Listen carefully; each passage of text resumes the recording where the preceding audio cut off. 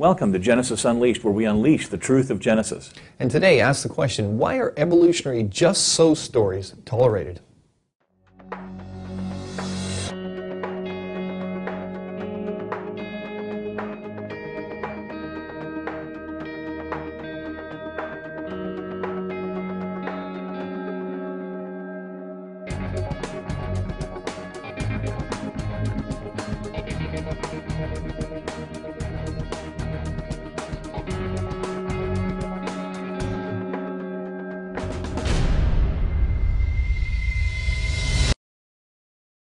Welcome to Genesis Unleashed. We are on question 12 in the Question Evolution Flyer. Question 12, let's see here. Why is evolutionary just-so storytelling tolerated? Evolutionists often use flexible storytelling to explain observations contrary to evolutionary theory. The NAS and the USA member Dr. Philip Skell wrote, "Darwinian explanations for such things are often too supple. Natural selection makes humans self-centered and aggressive, except when it makes them altruistic and peaceable." Or, natural selection produces virile men who eagerly spread their seed, except when it prefers men who are faithful protectors and providers. When an explanation is so supple that it can explain any behavior, it is difficult to test it experimentally, much less use it as a catalyst for scientific discovery. Right. And for details on that, you can go to creation.com/sex stories for more details on this particular question in the 15 questions flyer. I mean, you can see ideas like this in a lot of evolutionary literature, and of course, our Creation magazine, we try to highlight these things Right. just to get people to understand. You know, we're talking about something that supposedly happened in the past. You come up with these stories, but do they really make sense? For example, one of my favorites was in Creation magazine was Kamikaze Ichthyosaur. Oh yes, that was the title of the article. It was pretty good, and of course, what the scientist was observing was the fact that there was an ichthyosaur skull, and it was buried inverted, right? It was standing on the tip of its nose. An ichthyosaur is something like a dolphin. Just imagine a dolphin. We think they're extinct now, the ichthyosaurs, but just imagine a dolphin. It's pretty close. So it's standing on its snout, and the problem for the evolutionists is the sediments that it was buried in. They had determined that it took about 1 million years to lay down that sediment. Okay. Which of course is a big problem, because that means the tip of its snout got buried 1 million years before the top part of it. So is the creature going to stand on its nose for 1 million years as the sediment comes up? No, obviously not. No. So of course there was a way to explain that. So what was the evolutionary explanation? Well, they said that the creature must have been swimming along, and must have died. It must have been very high up, and then its lungs started filling with water, and then it became heavy. Tipped up like this, became heavier and heavier, and went. And it's hard not to laugh while you explain this. Well, it shoved its face through, I don't know, 1 meter of sediment or whatever like that, 1 million years representing of sediment. 1 million years, yeah. Right? Yeah. And which was soft, and then suddenly it went hard very, very quickly before the thing could rot, and voila! You have a fossil. You have your explanation for this dead thing that's buried like that. Now, the creationist is going to sit there and go, well, wait a sec. That thing must have been buried rapidly. It was probably buried catastrophically. Of course, we believe in the flood. Yes. That would be our explanation. You've got a perfect explanation for explaining that, but for the evolutionist, it is a just-so story. Right. It just happened. This is the way it happened. Well, and the thing is, nobody can disprove their explanation, right? I didn't see the ichthyosaur get buried. Yeah. Nobody saw it. But, I think we can ask some good questions. Out of all the snorkeling that's ever been done, and people going like this, whoa, what was that? Look how small an ichthyosaur. Yeah, have you ever seen any kind of creature, just plummet in? It's really, to be honest, to me, it's ridiculous. Even fish would be dangerous. You get a good-sized fish. Yeah, but anyway, it's a just-so story, and it's in the literature. Right? And there's others that we can point to. For example, in 2005, and since that time, actually going back to the 90s, there have been blood vessels and blood cells found in dinosaur bones, Tyrannosaurus rex bones, and some other dinosaurs as well. Yep. And soft tissue. It's soft tissue in unfossilized bones, and the story that comes out of some evolutionists, some of the science journals suggest that, well, now we know that tissue can be preserved for millions of years. Right, which really isn't an explanation. Just-so story, right? That isn't even an explanation. It's a dodge. All of these just so stories that's ultimately what they are. That's right. I mean, according to Richard Dawkins' selfish gene theory, which he puts out in some of his books, right. Our genes drive our behavior to maximize our survival. So human males, for example, we're supposed to be more, promiscuous, via either rape or just plain old promiscuity, right? We're out there, we want to spread our genes, and that's going to, whereas females, they're supposed to be less promiscuous, right? Because they want to, more like a long-term protector, and they want to, because of the cost, of course, of bearing children, et cetera, right? Okay, so none of this has anything to do with sin or holiness. It's just, it's your genes that allow you to do these That's things. what they're saying. But the problem is, not all species are like that. For example, the Zeus bug. You can see a picture of the Zeus bug there. It's like a water skater on the east coast of Australia. It's got a special depression on her back that the male actually sits into when they're mating, and she carries him around, and she actually feeds him. She's got the special wax-secreting gland on the back of her neck. She feeds him, and the male, he's half the size. He rides around, and they mate for up to a week while he's being fed and carried on her back, and so.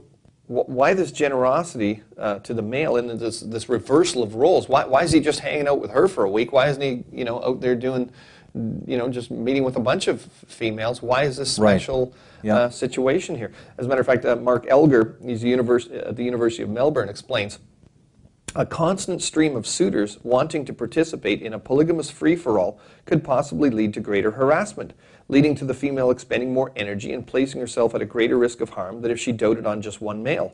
While it seems he may be putting his eggs in one basket by remaining faithful, by doing so he is ensuring that his sperm, rather than his rival sperm, is being used.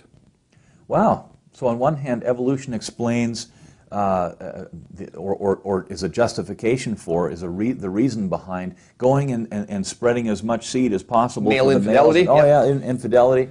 But on the other hand, it's also the explanation for being a protector and staying with one female and so on. Interesting.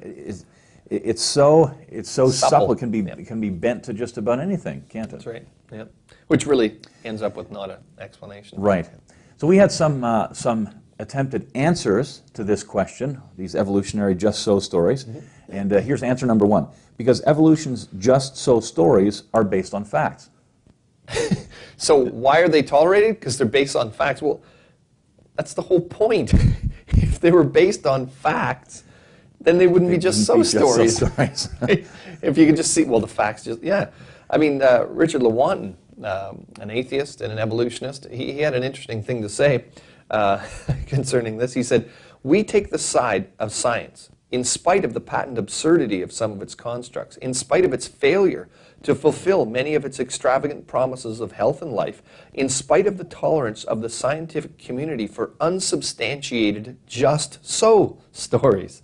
Because we have a prior commitment, a commitment to materialism.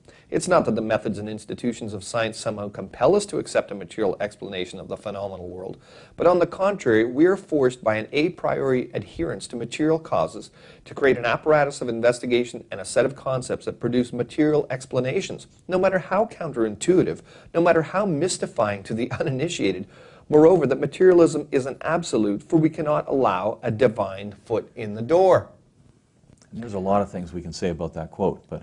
Of course, but he's admitting that science is all... Well, science, he's calling science evolution here, right? That's what he's calling it, that's right? So he's saying evolution, we put up with these just so stories because we don't want a divine foot in the door. That's basically what he came down so we saying. keep out all conclusions that end up pointing toward or heading in the direction of intelligent designer was there in the beginning. Right, but, so if you were on the schoolyard as a kid and the kid said, it's my bat and it's my ball, and if you don't want to play my way, you go home, that's basically what he just said to the scientific community. This is our paradigm, and we're playing by these rules, and if you don't like it,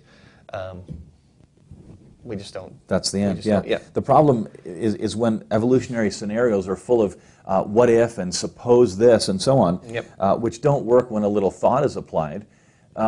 Consider Stephen Jay Gould's notion about the fossil record. Right. Of course, he was attempting to modify or to come up with a new explanation that explains the fossils because of the lack of transitional fossils. And he said this, the tale itself illustrates the central fact of the fossil record so well. The geologically abrupt origin and subsequent extended stasis of most species, anatomy may fluctuate through time, but the last remnants of a species look pretty much like the first representatives. Well, there's a big problem for Gould, right? He was probably one of the most honest evolutionists I've read when I look at the literature. That's what we would think, generally, okay, he's trying to come up with an evolutionary millions of years explanation for a fossil record that shows exactly what he just said. That things don't really change. Things don't change and they're not transitional forms. Yeah. It's a good attempt. So he came up with punctuated equilibrium, of Right. course. That things basically stay the same in the fossil record for millions of years, and then they're going to evolve so quickly into something else that you wouldn't see any record in the fossils. Right. Which means that the absence of evidence becomes evidence for evolution. The absence of evidence. Yeah, there's no data, there are no fossils there. That proves becomes evolution. The evidence. Interesting. It fits, the whole fossil record fits beautifully with the worldwide flood, where evolution didn't happen and it just buried animals that don't change. Which is what we see when we look at flood conditions today. That's right. Answer number 2. I don't understand what this has to do with the theory of evolution being wrong. Well, it should be obvious. The whole rationale for teaching evolution and excluding any opposition is that it's a tenable scientific theory. Right. It shouldn't need these just-so stories. Those explanations should be fact-based. That's the problem. Of course. This question, why are we tolerating these things? I mean, this attacks pretty well every evolutionary explanation that's out there. There are just-so stories built into pretty well every evolutionary explanation. Oh, you find unfossilized blood vessels in dinosaurs? Oh, there's some magical way that they could be, they could just be preserved for millions of years.